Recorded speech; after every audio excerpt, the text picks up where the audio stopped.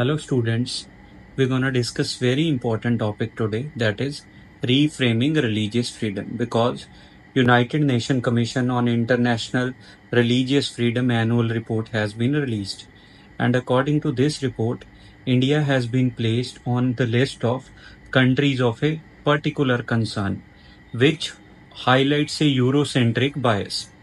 Now, why this report is controversial, and what is United States Commission on International Religious Freedom? So, it is a US federal body established under the International Religious Freedom Act 1998. It monitors and reports on religious freedom violations worldwide. And what is India's response? India has strongly rejected the report's findings and called the United States Commission on International Religious Freedom an entity of concern and refused to recognize its credibility. What is the freedom of religion in India? As we know, in our constitution, Article 25 to 28 ensures freedom of religion as a fundamental right, which includes freedom of conscience, profess, practice, and propagation of religion. And under Indian constitution, there is an autonomy in affairs. Religious groups can manage their own affairs subject to public order, health, and morality. And moreover, the Constitution of India provides positive discrimination also. That is, minority religions can establish and run educational and cultural institutions. Now, the Constitution has provided rights to minorities, but there are certain limitations for majority community also. For example, the similar rights are not equally available to the majority Hindu religion. Second, India is an heterogeneous society, so there is a diverse coexistence. India hosts people of all major world religions and their denominations, such as Hindus, Muslims, Sikh, Christian, Buddha, Jains, etc.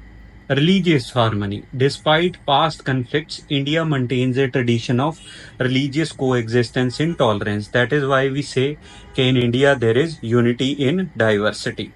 So we're gonna revise various constitutional aspects related to freedom of religion in India mentioned in our fundamental rights. Article 25, as we have already discussed, provides freedom to profess, practice, and propagation of religion. No fundamental right under the Indian Constitution is an absolute right. They all are restricted rights. It is subject to public order, morality, and health. Forced conversions under Article 25 are prohibited. That was mentioned under Rev. Stanislaus versus State of MP. That is, there is no fundamental right to convert others. Article 26 mentions religious freedom can manage their own institutions and affairs and own property also. Under Article 27, there is no compulsion to pay taxes for promotion of any particular religion.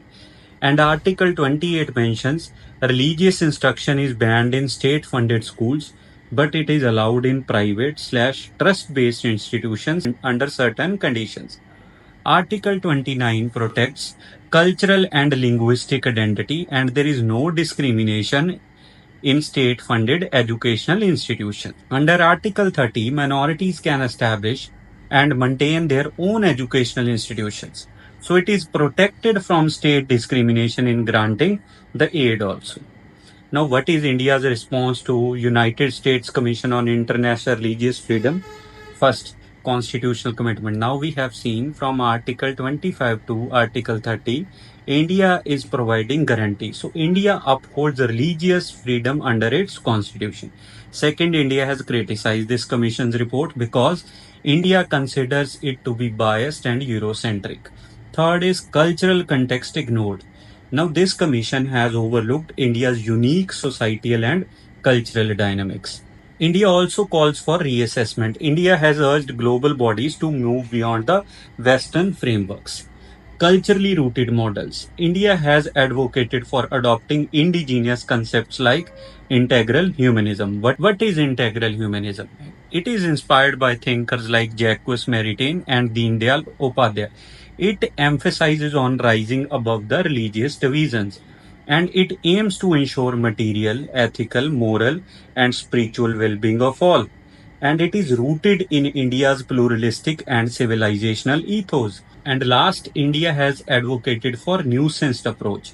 That is, Religious freedom in India should be assessed through a pluralistic and locally sensitive lens rather than the Western frame network. Hope you are clear with this current report and what is India's stand on it. Thank you for watching the video. Do share and subscribe the channel.